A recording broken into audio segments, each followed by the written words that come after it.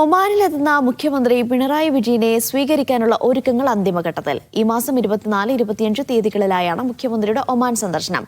26 വർഷത്തിന് ശേഷമാണ് കേരള മുഖ്യമന്ത്രി ഒമാൻ സന്ദർശിക്കുന്നത്. 3 ദിവസമായി മസ്കത്തിൽ സംഘടിപ്പിക്കുന്ന ഇന്ത്യൻ കമ്മ്യൂണിറ്റി ഫെസ്റ്റിവലിന്റെ 24 നടക്കുന്ന പരിപാടി മുഖ്യമന്ത്രിയാണ് ഉദ്ഘാടനം ചെയ്യുന്നത്. Indian social club Oman Kerala വിഭാഗത്തിന്റെ ആഭിമുഖ്യത്തിലാണ് പരിപാടി.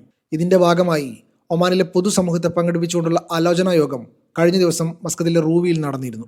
ICF സംഘടക സമിതി ചെയർമാൻ വിൽസൺ ജോർജ് മുഖ്യമന്ത്രിയുടെ സന്ദർശന പരിപാടിയുടെ പ്രാധാന്യം വിശദീകരിച്ചു.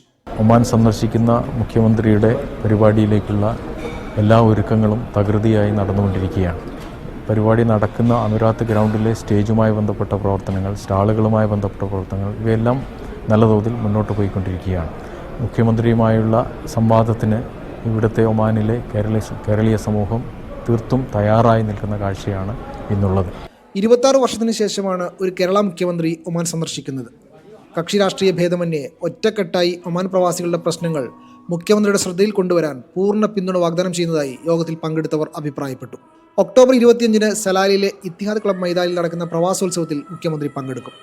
പരിപാടിയുടെ വിജയത്തിനായി 101 അംഗ സ്വാഗത സംഘം രൂപീകരിച്ച വിപുലമായ ഒരുക്കങ്ങൾ നടക്കുന്നുണ്ട്. Media 1, Muscat.